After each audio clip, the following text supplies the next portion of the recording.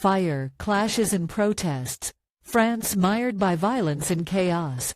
France witnesses unrest amid election results. Far-right party wins in first round of polls.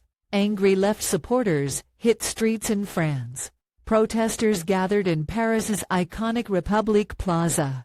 Protesters set off fireworks, chant slogans against far-right leaders. Big setback for President Emmanuel Macron.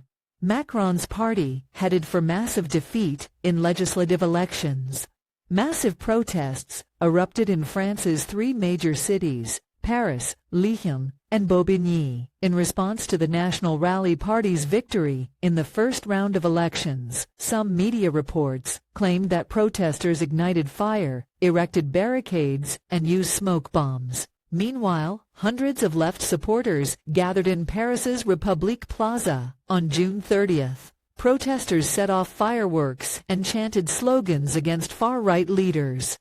There was a mixture of emotions in the crowd. One of the protesters said that he was really worried about the far right coming to power, adding that even if the country has a weak left, they will continue to fight for the nation. Projections by polling agencies suggest the National Rally stands a good chance of winning a majority in France's lower house of parliament for the first time. However, it remains unclear if the far-right National Rally Party of Marine Le Pen would win the absolute majority in the new National Assembly in the July 7th second round. President Macron stunned the nation and baffled even some allies by calling snap elections. This after the National Rally trounced his centrist forces in European Parliament elections. Macron's decision to call elections was expected to backfire, with his alliance now expected to win a far smaller minority contingent in Parliament. In a statement, President Macron called for a broad alliance against the far right in the second round. The left-wing alliance and the president's camp will be hoping that tactical voting to prevent far-right candidates winning seats will leave it short of the absolute majority.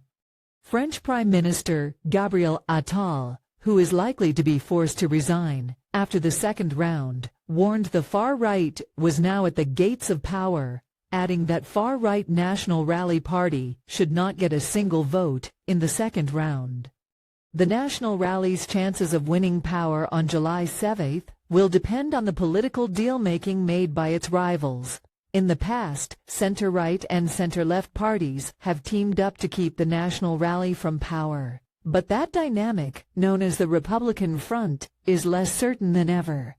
The arrival of anti-immigration and Eurosceptic National Rally in government would be a turning point in French modern history. It will be the first time a far-right force has taken power in the country since World War II, when it was occupied by Nazi Germany.